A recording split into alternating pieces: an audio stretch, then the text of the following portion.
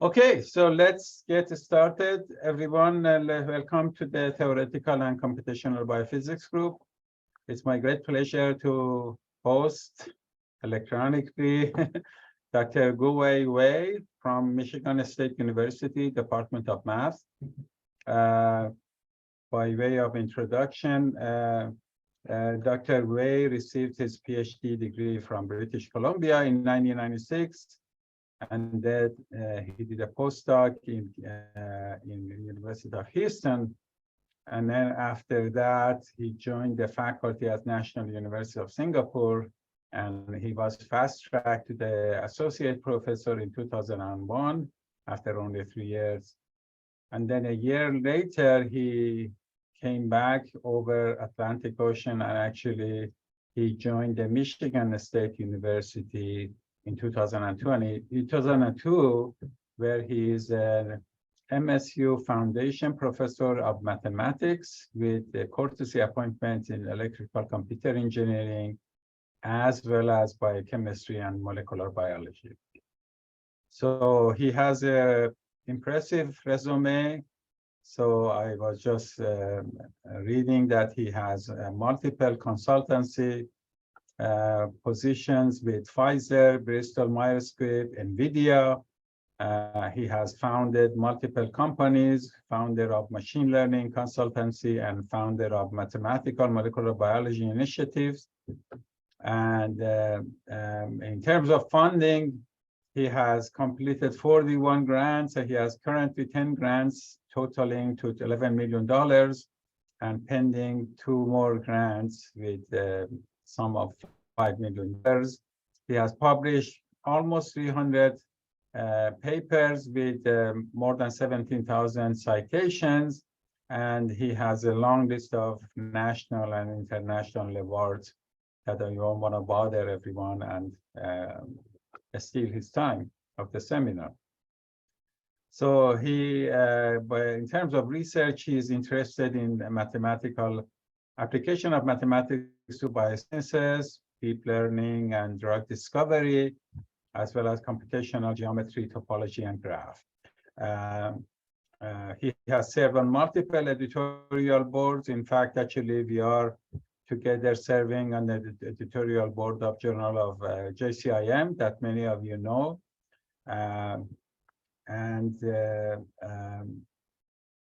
Yes. So thank you very much, Dr. Wei, to accept our invitation to give us a seminar. We look very much forward to your seminar today on mechanisms of SARS-CoV-2 evolution and transmission. Dr. Wei. Thank you so much. I'm honored to give a talk here. So my talk is about the mechanism of SARS-CoV-2 evolution and transmission. So everybody knows SARS-CoV-2 and correlating enormous. And also in terms of Google Scholar, you see this like a half a million of results for anybody to handle those type of scholarship papers, things like that.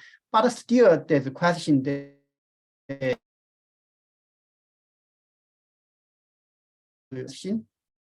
so this is a picture. You can see the 5 days average. You got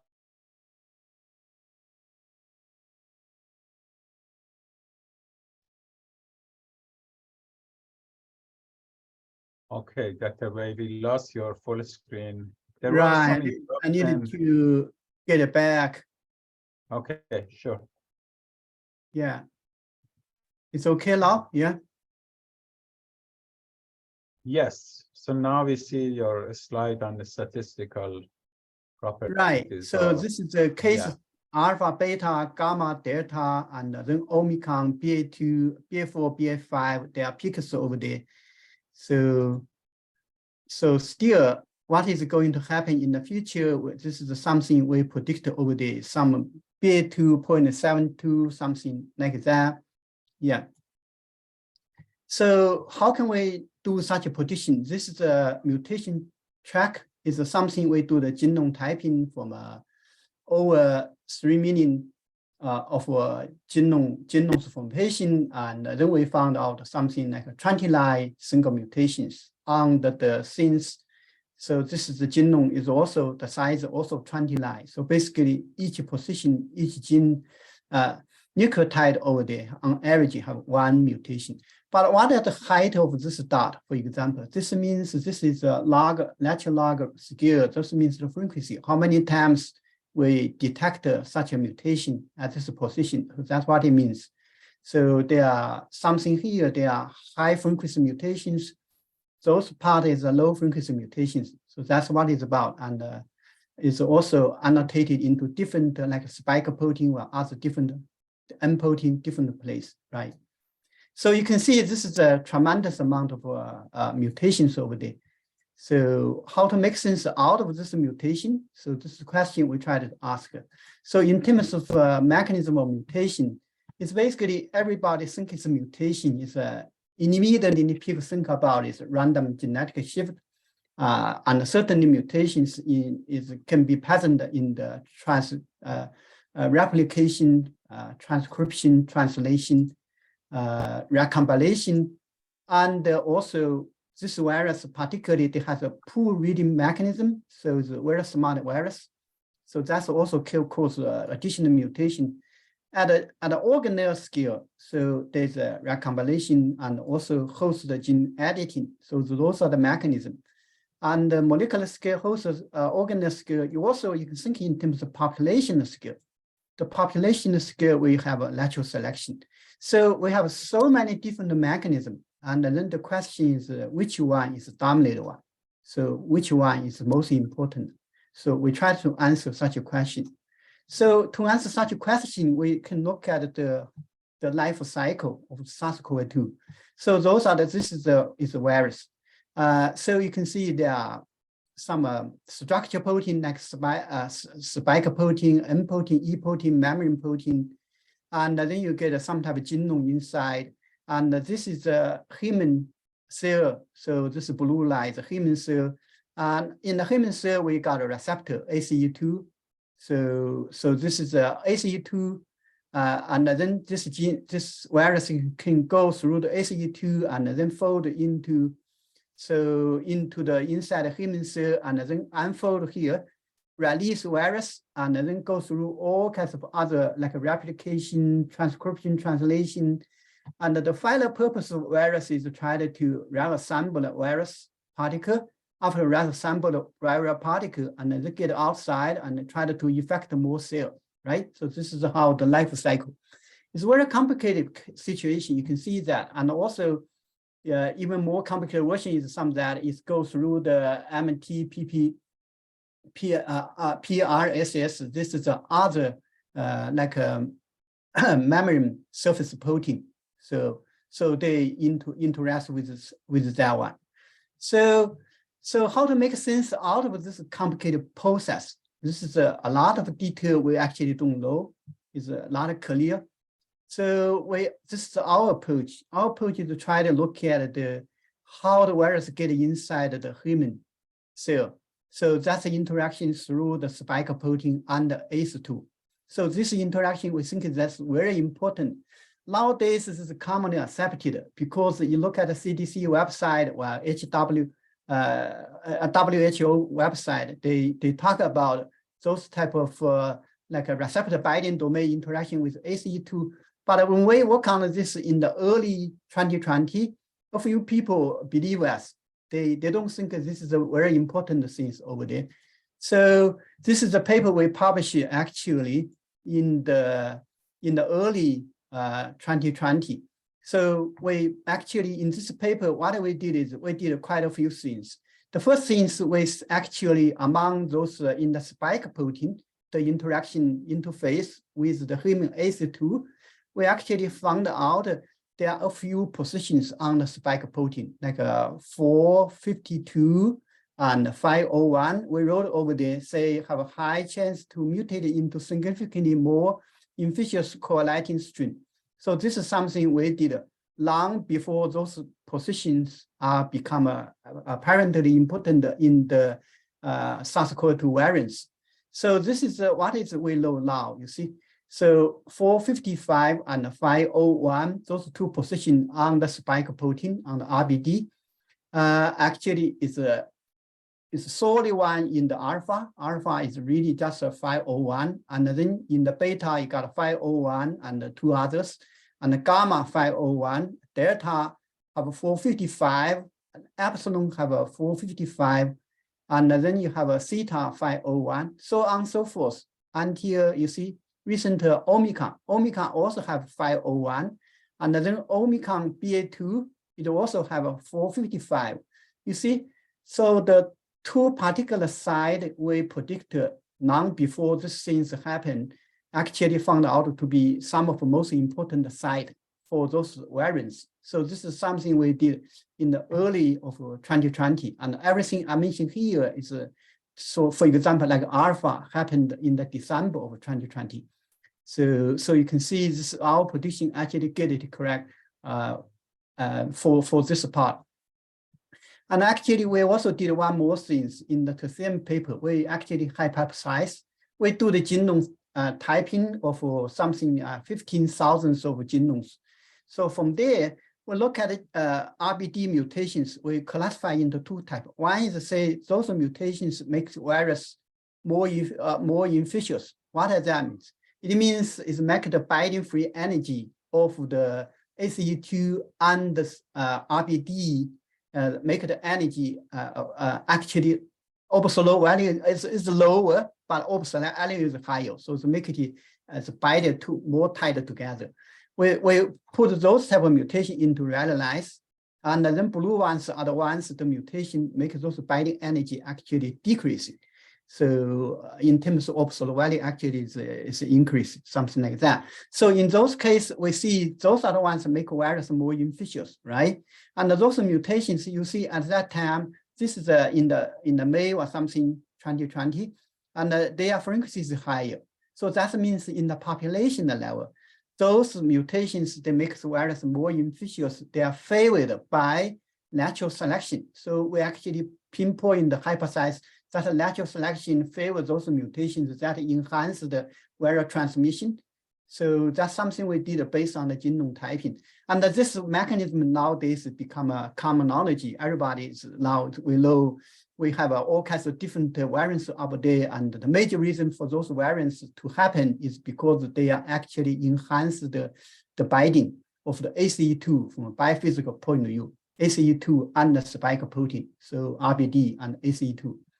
So that's other things we did. I mean, for sure, this is the whole thing is as Darwin predicted natural selection long time ago, right? So this is something we did actually almost 1 year later in the April of 2020. Remember, when we did this work, we only got 89 mutation on the RBD, so not very many. And also the frequency, the highest one is here only 50. That's a very low frequency. I mean, we made such an observation. But 1 year later, we actually can find out almost 600 mutations on the RBD. And then we genome typing over 500,000 of genomes over there. And then we look at the top 100 mutations over here. The top 100 mutations, the frequency is higher. And this is red means the frequency. So those are top 100 one. Now those top 100 mutations out of there, you look at the majority of them, they actually make the virus binding between ACE2 and spike RBD. They make the binding, enhance the binding, or make it more infectious, put in a different way. Except a few, this one's bother us. You see, those are a few mutations. So this bother us initially. We don't understand why those mutations like this one is still favored, you see. And then we did a statistical average. Look at all the, this 651 mutations, and look at the average energy. And we found that the average binding energy change actually is elective. It's elective 0.28 kilocal per mole. So what does it mean? It means even though this is a little bit unfavored, but actually the energy here is still above the average. About the average means what? Means this whole thing is not random, right? You just look at this configuration. This configuration say each one has like a possibility of going upside or going below the average. So that give you actually 10 to the 100 different possibility. And this is one particular configuration is actually out of this 10 to the 100. So this is some natural reason over the natural law type of stuff dominated this mechanism. So this natural law is the so-called natural selection. So this actually proved our hypothesis made 1 year ago. So this is the result we have. And then you can see those things, the frequency logs in the natural log frequencies 12. So those ones at that time, so that's April of 2021. So those ones frequencies were high. And now I take blue ones, actually ones they enhance the binding energy, right? So you can see this is really the blue ones, the frequency is much higher. So out of pace, those red ones. The red ones are the ones they make the binding energy smaller, right? So we also said among all the mutations over there, we classify into 3 types. So their possible mutation is 3,686 mutation. We classify into 3 types. One type is the most likely, next one is likely, and then the last one is unlikely. So classify into 3 types. And all the observed mutation belongs to the first one, just a few belongs to the second one in the likely. So most of them, 99% of mutation happens so far on RBD, it belongs to the most likely. So that's also our prediction over there is very correct, right? So, but this is just one type of mechanism for the SARS-CoV-2 evolution or transmission. So we actually found out the other mechanism. How can we find it out? So this is the analysis we did something in the December of last year. So the paper was done something like September, whatever. Yeah.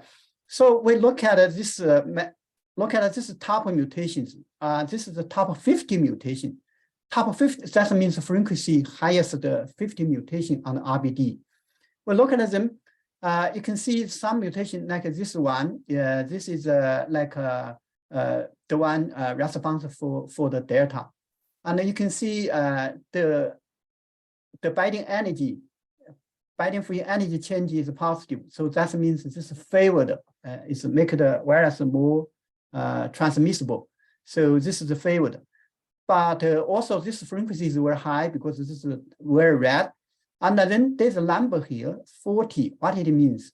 This 40 means, the 40 means here, because we did antibody study. We studied 130 antibody we get from protein data bank. And from those antibody complex with the spike protein. And we look at those complexes, how they may impact by this particular like delta mutation. We look at a binding free energy change for that one. We realize out of 130 antibodies, 40 of them will be disrupted by the delta. So this is a number 40 means that will be, so those 40 antibodies will be disrupted. And so that means height means the infectivity change. So, and the number, the bigger number, that means the more antibody will be disrupted. And then we found one here, this is a guy, is somehow actually going negative, but also the value is more than our average. So this is an abnormal case. This abnormal case, when the only case for this to happen is something we actually recognize. This is a vaccine breakthrough mutation. So this particular mutation is a vaccine breakthrough because it's unfavorable in terms of binding free energy, in terms of infectivity, but however, it's favored in terms of get rid of antibody. Why is it favored? Because it's get rid of 94 out of 130 antibody. So this is one very interesting case. And then we recognize there's a new mechanism over there. One is the natural selection through the infectivity strengthening, so make the virus more infectious. And the other one is make it antibody resistance. So this is a breakthrough the antibody for that protection. So, well, vaccine protection. So this is the second mechanism we identify. So at this point, we identify two mechanisms. That's a two mechanism we know at this point. One is the infectivity, other one is antibody or vaccine breakthrough, right? And this is the evidence we found out in that particular paper we published over there. We look at those vaccinated countries like Europe, like UK or Denmark, and France, and those are the industrialized countries. They are the first set of countries they actually got the flu shot, get the SARS-CoV-2 the vaccine. So before anybody else, and in those places you see those type of mutation I just mentioned a moment ago, they actually develop in those places.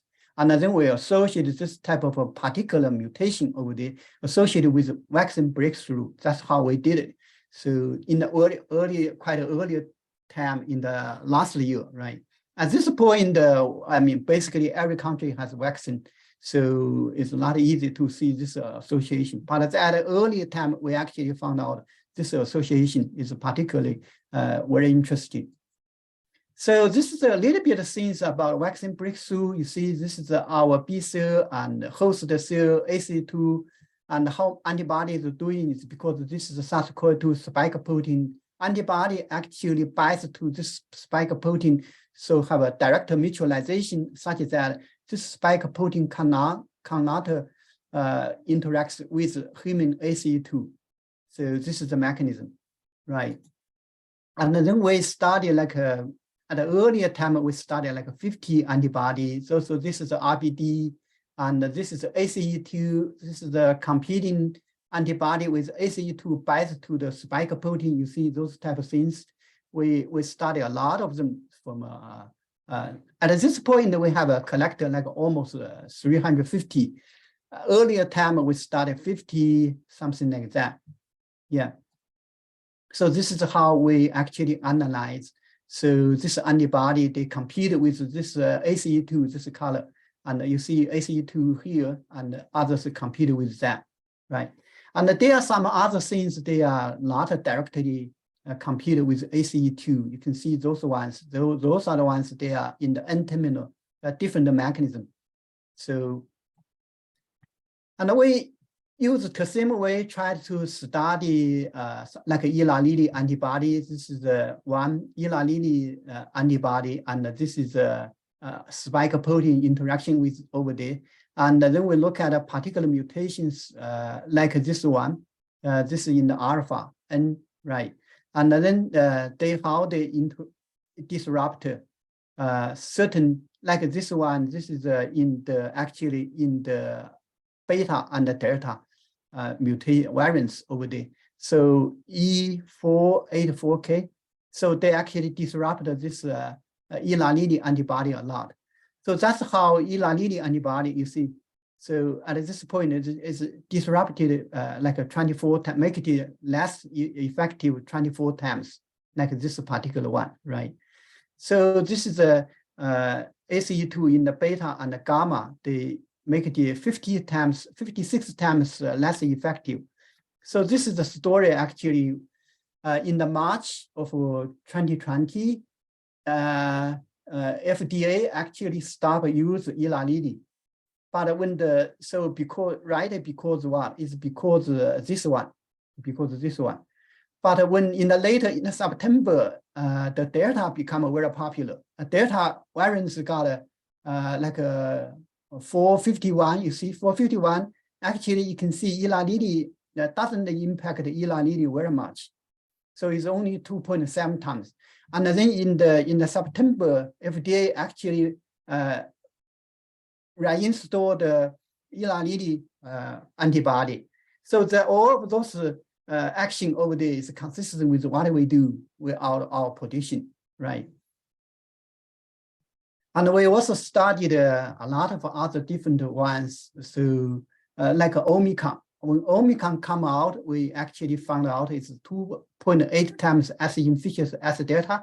Delta is already very infectious, but Omicron is even more infectious, something like that. And also it's able to somehow disrupt we did a statistical analysis of 150 antibodies and look at all those antibody, and then those are the Omicron mutations, you see, and look at how this Omicron mutations infect this 185, this continue here, antibody, and then we do the statistical average and then see how this Omicron mutations is going to impact antibody in the human body. Because each person generated different antibody, so we cannot say this antibody, how it works for one particular person, well, doesn't work for other person. But with a statistical ensemble with 185, and say something, and then we use our statistical average, since put it here, compare with some type of experiment data. It's about 90%. So 90% correlation. So this is our antibody analysis compared with 28 patient, right? It's with the SARA data, experiment data. And also compare with and also we analyze things with some regeneration and also some other vaccination, and our results compare with them actually is quite consistent, right? So these are the details. I don't want to get into all the details. This is like, for example, this is the regeneration vaccination, the one that Trump used when he get COVID. So actually you can see those are the ones there are disruption interact antibodies, disruption mutations over there. You can see that. Those are ones, that's how we do the analysis, right? So we analyze also AstraZeneca virus vaccination. So basically our results is all of vaccines, antibodies, drugs, all the days can be seriously impacted by Omicron. I mean, this has been the story nowadays in the past 1 year. Basically all the antibody. So if you try to develop antibody for COVID-19, you don't make many money, because when you make it, just a few months later, sometimes even before FDA approved, it become ineffective. So this is a horrible situation out there. I mean, this is consistent with our analysis. You see, always have some peak over there is going down. So that means disruption, right? So, and earlier Omicron BA.4 is a contributor to other peak. So we actually make a prediction something in the Omicron BA.4.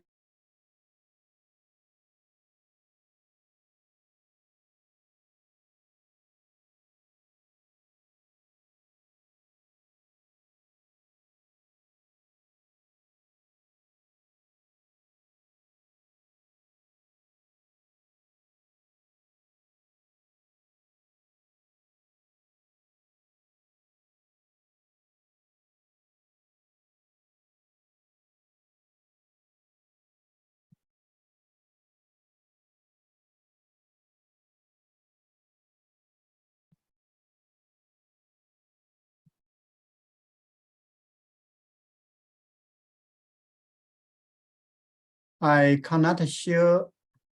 Let me see. Okay, yeah. Now try again. Yeah, okay. I can do it now. Yeah. Yes, now you can. We still had all the slides on the screen from your. Right. So okay. This is the one, right? This is the. Yeah, that's the one we were here. I can get it back. Yeah, okay.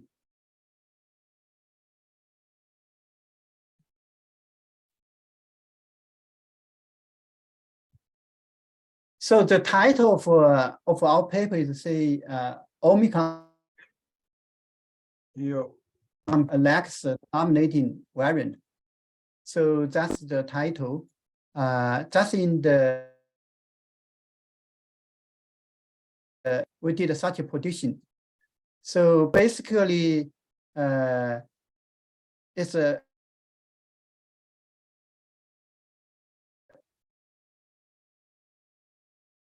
in the March 26th. So WHO confirmed So, Dr. Wei, I don't know if you can hear me. Okay, we lost him anyway. So there was a suggestion, if you turn off your dynamical background, it might be better. I don't know. What is a dynamic background? The ocean in back of you.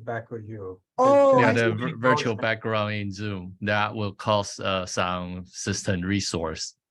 I see. Yeah, sure. It might become a little bit lighter on Zoom. It might help, but we'll see.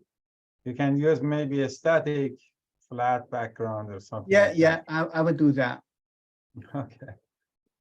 My background. Yeah, I can just turn off or something like that, right? Yeah, sure. So yeah, something like this. Yeah. Exactly. That might. We'll see. Let's try again. Can you see? Not yet. Yes, yeah, we see your slide now. Yeah, please. okay. So basically, we tried to say we have a published paper put in internet. So all the day in February 10, we say BA2 become a Lex dominating variant. And on the March 26th, it's a WHO confirmed that's the case. So that's basically we like 50 or 40 days ahead, we predicted that, right? So we actually not only predicted that, we also said something. You look at the we look at the BA2, and then we say it's BA2 is like a 17-fold more antibody resistant than Delta. So since it's still compared with this things with experimental data, it's compared very well. And we say the BA2 compare with the BA1. That's the original Omicron. We said that this is 1.3 times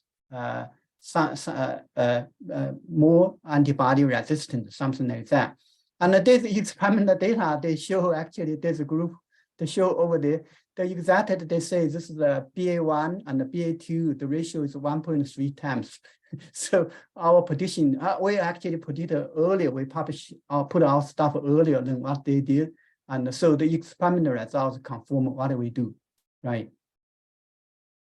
And also we actually, in the May 1st, we say the topological technique we do, we project BA.4, BA.5 to become a new dominating variant.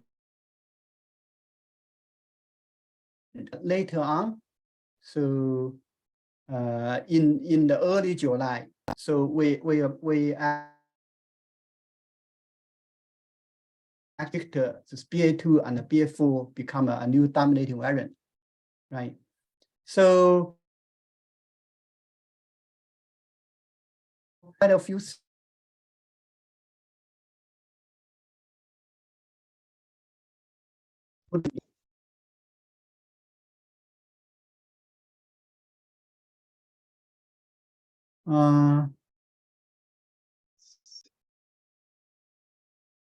yeah. Okay. So this is our prediction for the future. So notably, so BQ1 and the BQ1.1, they are also very infectious. And a few others we think is quite infectious, like this one, like a BA272, things like that. So those are the ones. So so we actually show they are more infectious than compared with the BA5, because the BA5 was the dominant one moment ago, just some time ago, right? At this point, so these two combined together, the frequency is higher than BA2, BA5 in the US. So, but you can see our since predict here, these two are more infectious than BA5, something like that, right? So our prediction is quite accurate so far, right? So BQ1 still exists, already exists, right? Dr. Yeah, Wei? they combine those BQ1, two. but, oh, I see. So your prediction for the future is that this becomes a dominant kind of a species? I would say actually this will be more dominant. Oh, I see. We put a BA2, single right. mutation, a single variant here. Now the data, they combine BQ1 and BQ11 together. So this frequency is higher than this BA.5. But if you think about just one, and the BA.5 is still dominant one. I see. Yeah. I see. Yeah. So, But anyway, the things here about this line, 4 kilocalories per mole. So those are have a very high chance to become dominant in the future, right? Yeah. So those are the very infectious ones, right? So how we did it? back to masks, huh? Yeah, Back this is to masks, I said. entirely according to mathematics. So how we did it? And there are people over there collect the data, patient, and then they from there isolate the virus. After the isolate virus, they do PCR, and then after the PCR, they put it into the guide side. There's a database over there, and we take over this guide side database and then do genome typing. After we do genome typing, we just look at how the spike protein at the interface with ACE2 or antibody, how those mutations change the binding energy of those two. That's what we do. And then we embed the whole thing into topological barcode, percentage homology, or topological Laplacian, percentage spectrum graph. And then we put that into something like a convolutional deep learning network, and then predict the binding free energy. According to binding free energy of this spike protein with either ACE2 or antibody, and then we predict their behavior, how they are going to impact antibody and how they're going to impact infectivity, right? So that's what we do put in this one. So, and our prediction compare with the experimental data, like a deeper mutation scan, we actually very accurate, right? So it's pattern-wise, right? So I wanted to talk a little bit of math, how we did it. So we actually, like other group, we actually make use of biophysics, bioinformatics, systems biology. We also use machine learning, like other people do, all kinds of different machine learning. We're a little bit different from people is we actually doing something like algebraic topology, differential geometry, or graphic theory. We make use of that. Just very interesting to find out also your group we also doing that. That's great. I was always say, okay, this is unique to my group. Now I found some other people doing that. So this is great. So we have a combination of biology and data science and mathematics used to do the job. A little bit of something here about topology. I think people in your group, because they are doing this, also know this is the BAT0, BAT1, BAT2. So BAT0 is the topological connectivity, BAT1 is the cycles, and BAT2 is a cavity. So BAT0 is the independent components. So you guys already know these things here. For example, like this cycle here. So BAT0 just one, BAT1 is one because there's one cycle over there and everything is connected. So that's BAT0 is one. And the BAT2 is 0 because there is no cavity. But for the tori, so BAT2 is one, and then BAT1 is two because you have a two cycle over there from this one and that one. And then inside the input is, so BAT2 is 0. Everything is connected, BAT0 is 1. So this is a continuous representation of topology and topological invariant. But for protein, we want something because we have a discrete points over there. So in this case, we want a different technique, so-called simplicial geometry. Simplicial geometry is talk about a simplex. So 0, this is 0 simplex, edge is 1 simplex, so on and so forth. So for a set of points like a protein, you actually, in order to identify this simplex, you have to assign a radius or influence of domain. If you influence domain overlap each other, and then you assign this one simplex. If 3 into overlap with each other, you have 2 simplex, so on and so forth. So that means from this configuration, based on this influence domain, I have this simplicial complex. And this influence domain can change because this radius, you can make it smaller, make it bigger, and then you have a family of simplicial complex come out from that. That's called filtration. I'm going to get it to that point a little bit later. And based on those information, we actually build up a mathematics, use a group theory. We have like a chain group. It's just use those simplicial complex as a building block plus an operation. It's so-called Z2 operation, 1 + 1 = 0. And then we define something so-called boundary operator, systematically get rid of the load over there, so the dots, and systematically, and then we generate something so-called a cycle group, and then we consider also something so-called a boundary group. And why we do that? We're just interested in the quotient group, so-called harmonic group, because the harmonic group, the rank of harmonic group gives us the Betti number. That's the Betti number topological invariant. Is something we really finally interested. But this is for a given configuration. If we change the filtration radius, and then we got a family of this Betti number. So that's the whole series so-called persistence Laplacian. A lot of people doing that part. So I show you by example. So this is a set of points. Think about this is a protein. And then you can increase the influence domain and make them connected together. And then Betti 0 is stop there because independent components is decreasing. Everything linked together, my independent components is just one. And this part is showing the simplicial complex or simplest formation. So, and this is the Betti 1. So Betti 1 is cycles, right? So if this is form a cycle, and then we will have a Betti 1. At this point, we don't have. But you see, everything connect together, we're going to have a cycle here. And then my Betti 1 is generated. So I got one Betti 1, and there's the other one come out, I got other Betti 1. And then everything is increase my radius, and then this whole thing here will be filled. This one will be filled, and then this bar will stop going. See? So yeah. It becomes stop, you see, because of the field. Okay, there's a stop. And then this one keep going just for a while.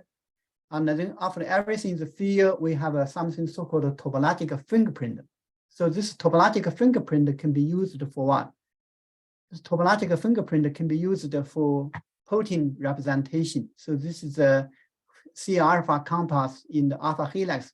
So we just look at 4 C alpha. We have 4 independent components. And then increase the radius at one particular case, we got a Betti 1. And then if we increase one more C alpha, we got one more line, and we got other Betti 1 because upper 4 and lower 4, they have 2 cycles over there. So on and so forth, and then we can get a representation. It's just a one-dimensional representation for this C alpha. And we can do something like a beta berry and for microtubule, this is the meanings of molecules over there. From cryo-EM data, we still can do it, you see. So this is give us a representation from persistence. And then we can do molecular dynamics. For example, this is we do a steel molecular dynamics and make it enlarge, prolong this protein. And then you can see we have a 2-dimensional representation. One is radius, other one is time. But we have a 3-panel for this molecular dynamics simulation. So at a certain point, you see there's everything is straight out. We don't have a very much big things here. We call this place is a topological transition, right? So anyway, this is give you a very low dimensional representation for MD data. So we also tried to generate some new things because this persistence homology does not really describe things. This is the Asian Chinese instrument. So you see, this is a so-called beam drum. And these things, they don't change the topology from here to here, but actually it represented the musical, all kinds of different sound they can generate. So this is so-called homotopic change in the shape. And this is cannot be captured by persistence homology. And the same idea, change in the frequency, you know, that's also you do frequency embedding in this shape embedding. This is in the magnetic resonance imaging. That's how they can embed the position in the frequency. And these things we can do use a filtration. This one from here to here means a filtration, like what we do here. And then we call this things Poisson spectrum graph. It's a Poisson Laplacian. So this actually is a new technique we develop. This is to show how this new technique works. So this is just take this like a benzene, get rid of a hydrogen. You can see the benzene changing from here to here. This is topological change from here to here, also topological change. But the last three, there's no topological change. It's a shape change. So in this shape change, it can be captured by the frequency. This is the first frequency of the Laplacian, right? So you can see the frequency jumps over there, but the topology, Betty number, they don't change. You see, Betty number in the Betty 0 and Betty 1.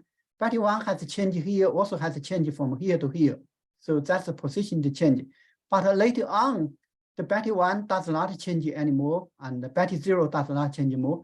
But the shape evolution, the shape change over there, still captured by the spectrum, non-zero Fourier spectrum. So that's why this method is more powerful than Poisson homology. And we also develop some other stuff over there because we are in the math. We have an evolution of Durand-Hodge, persistent sheaf Laplacian, and very recently we have a paper on a path Laplacian. I don't want to get into detail. So I also, the time is there, so I wanted to shift my gear into different topics. I've been doing the virus and also mathematics behind what we did for the virus. So, and I tried to do something like a drug discovery. There's something so-called D3R Grand Challenge over there, organized, funded by NIH, organized by Michael Gilson. So I'm sure you know him. So my group participated, also many other groups participated in the competition. So there's a Grand Challenge 1, Grand Challenge 2, 3. We didn't participate in the one because we didn't know somehow earlier we separated from a biophysics committee a little bit. So at Grand Challenge 2, we started participate. So what is going on? To basically give you the sequence of the protein and give you like hundreds or sometimes a few tens of small molecular. And they ask you to predict the drug post and also ask you to predict the binding free energy of this protein and the interaction with different small molecules. And they have experimental data for that, but the unpublished data. So what we did is we use some type of GAN, some fancy and pass mathematical type of method, and to get those configuration. And from this configuration, we use the other deep neural network to predict those type of dose and binding energy. So there's a lot of detail associated with a couple of papers we published, right, in the Journal of Computer-Aided Drug Discovery. So this is the results we summarized there. So first time we just get among 7 different tasks over there. We only win 1 over there. So this one means we are the best team out of there, right? So, and the second time we participate in 2018, we submitted over there. So we actually doing much better because we prepare. Initially, we did a lot prepare. So we actually get like a number 1 in many different categories, except for the post prediction, we didn't. And then the last time we produced, also this is the last time they have a competition. We also become a best for the post prediction at that time. So that's 2019. And after that, I don't think Michael did. I don't think they get money for continue this competition. So, but you see, for everything we participate, we actually list very good. So this is we also use the method. We use Poisson homology for this competition. So just try to say the Poisson homology algorithm is really powerful. And we also work with Pfizer, and the Pfizer give us a lot of compounds we don't know. So even now, they don't disclose those compounds. And we compare our results with something Pfizer, they use something from Glide, from Schrödinger. They actually pay $1 million per year for this license. So actually our performance with all kinds of different machine learning methods, we are doing much better. And there's a free software, just OneNote. Yeah, it's a OneNote. That's one. It's actually correlation is negative. Yeah. So this is my team over there. This is my students and my former students and postdocs. They actually doing well. Most of them, more than half of them in the academy, in the mathematics, in the math department. Professor, some become a professor, many of them become professor, some on tenure track, right? And also I work with many people in the many different departments. So the blue ones are the ones in the biology, yeah. So like Nathan Bake and other people out there, and Alex Dixon. Earlier, actually, I worked with Michael Fig. That's a long time ago, right? Work with some other people doing experiments over there. And also this color, the ones, they are mathematicians I work with, computer science. So here, yeah, you can have questions, right? Okay, thank you very much. Very interesting question, seminar. So time for questions. So I can start for the first part of your seminar about SARS-CoV-2. You look at mutations of these different variants. So my understanding is that actually you have also mutations in other parts of the virus, right? It's not just the spike protein or the surface protein. Is that something you looked at? Or is it something important, or is it because the virus has a lot of different type of proteins inside, right? 29 protein, right? Right. We actually, so this is our hypothesis. We said that the most important part is the spike protein. Okay. The spike protein interaction with the ACE2, that's it's a gating. It's like ion channel gating, right? That's a gating the lateral selection. So that's our hypothesis. So the lateral selection of the virus. Right. So the infectivity of the virus and also the antibody resistance, those are the ones, they are directly correlated with the lateral selection. And then you have a lot of other mutations, but they actually somehow don't play such an important role, and they are really just like a random, That's what I showed you in the very earlier. They are almost random. I see. And then I was just curious, did you compare if the rate of mutation is higher or lower or the same between S and M and E proteins on the surface of the virus? You see, this is here. This is results here. They are similar. Oh, they are similar. Okay, yeah, right. The spike protein is slightly higher. You see, this is the black guy spike protein, and the E and the N are here. You see, they are similar. Yeah, so you look at here, everything is random. You don't see much. I see. Okay, good. So I let the others ask questions. Any other questions you guys might have? Andres, you have questions or no? Sure, I'll ask a question. You mentioned your successes in the D3R competition. Is that software that you use for that available for download, or is it? Yeah. Can we use that software ourselves? We didn't put those software make it accessible for other people because we have a patent out there, and we initially have a company later on. I realized the company is so much trouble, and then I actually destroyed the company. But anyway, the software related software we didn't disclose, right?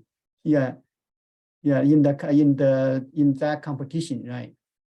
By the way, describe it over there in the two papers because there are two special issues over there for that competition. So those special issues are called it's in the journal of computer-aided drug design, right?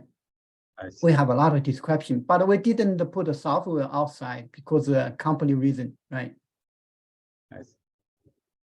Okay, so I have another question actually. So you showed that an MD simulation. Is that using just the energy of your model for doing that simulation? That's Or is use it- your model. I think Oh, okay. use a lambda. I see. But I mean, is it possible to put an energy to different topologies that you calculate using your model? Oh, sure. Yeah, you can do that. You can use that, right? Yeah. So yeah, that's actually the model. We use lambda, right? Yeah, with a still Okay. molecular dynamics, right?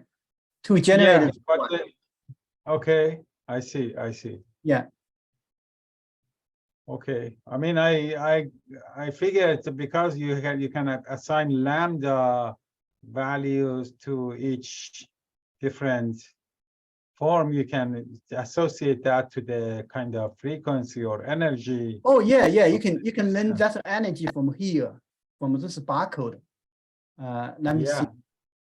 Yeah. And can you also calculate forces, I guess? Force will be difficult. Yes, of course. You're the top expert there. Because then you can do simulations on your energy landscape, right? You know, you don't have to come to a different course grain or whatever. Force you go into a different direction. Right. Right. You have to calculate those force and things like that. That's maybe you can do. I never give a sort all of it. Okay. Yeah. Okay. I just say, but I know calculate the source is a long trivial job. Sure. Because I was really impressed when Andres showed us the performance of your model in drug design, predicting drug binding compared to Vina and other established software in the field. I couldn't believe that you were doing actually better than those software packages. Yeah. So this is really impressive how well this model works. So yeah. Okay. There's a lot of potential for this type of method. That's what I try to say. Yeah. There's a lot of potential there, right? Okay. And Any also, other question? Oh, go ahead, please. yeah, you go ahead. Yeah. No, I was just going to ask. I don't want to dominate the conversation. I was going to ask if there are other questions in the audience, but I don't see any. Koshao, you're muted. Yeah. Right? So just regarding the evolution of these viral sequence, I think it fits the direction, the driving force of this evolution sort of fits the hypothesis that this virus is initially probably originate from some other organism, somehow jump to human and then start developing. So that it fits the description that the driving force is to optimize the receptor binding at the same time evading the immune system. So I was wondering if you have planned of doing this kind of methodology analysis on different kind of virus that has been around for a while with human, for example, influenza that it's been like a century. That's exactly what we are doing now. We have recently have a NIH grant for us to do that. We put influenza as the top of our list to do, right? Yeah, it will be interesting to find out what is now, if it has been around for a century, what is the evolution driving force for after this long time? It has a similar things there, right? It's like a HA, and also the human receptor is like something called SA, right? So they are interaction, right? There's a lot of mutations there, right? Yeah. Charlotte? A very interesting talk. I was curious to know, why do you think that this approach actually works? It's, what is the physics? Huh? what is behind it? It's still biophysics, right? All we Sure. did is biophysics, but put in just the embedded biophysics in mathematics. That's what is happening. But our basic idea is still biophysics, just binding energy. And like a Boltzmann's factor over there, because you have a binding energy, have an advantage, it's an exponential advantage, because that's Gibbs's free energy, or Boltzmann energy factor over there. So are you asking about the topological approach? I'm Parts, mainly number? interested in yes, actually. So if I remove Okay. that from the equation, do you think that you will get the same result or not? Oh, I mean, if I don't use topology, I can use some other methods. It's not as good as this one. I can use the graphical method or differential geometry. We also have those type of tools, but the topology is outstanding. It seems to doing better than anything else. But our differential geometry tool also works very well. And also we can use the graphic theory. But the main point is my team, because I'm 100% in the math, we promote a lot of mathematical tools and try to demonstrate it for other people to use, right? Okay, so it's not unique to, it's not because this topological approach provides maybe a unique way of representing the high dimensional space into a low dimensional space, because you're mapping everything into these betas, right? That I was thinking that they are unique, but that's true. Because each method, they are unique in their way of achieve the dimension reduction and also capture the physics. But there are other mathematical tools also can do that. I see. Okay. And then their performance is sometimes a little bit different, right? Okay. Right. So then in terms of so basically what you're saying is that this is one of the possible approaches that you have tried and worked, but according to your experience, this is kind of the best. Yeah, that's true. Here we have also developed other methods. They are basically each method works put in that way, but it just to a minor difference. Okay. Yeah. Interesting. So we have so you see there we have a shape Laplacian, path Laplacian, Durand-Hodge series, things like that. Because we know how it works, so that's why we can develop different ways to do it. Yeah.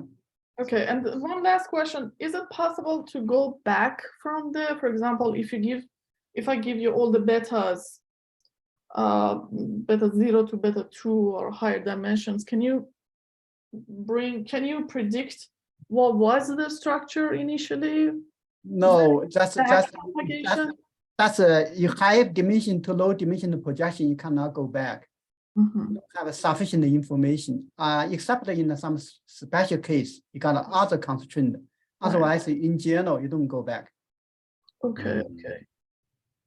So then, in a way, right. So then, how do you know that once you lost that information and then you put it into the neural network, you haven't lost too much information? Yeah, so that's based on the way we understand what are most important, and then we design the method to capture those important things. And then something they get lost, we have a sense low those parts are not so important.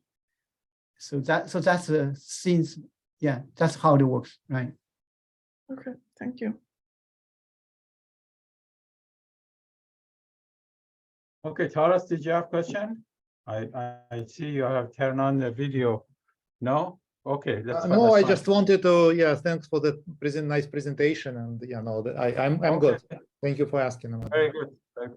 Well, thank you very much, Dr. Wei. Yeah. We really enjoyed the presentation, and thanks. Thank you. Yeah. Thanks. Bye-bye. Thank you for the presentation. Bye.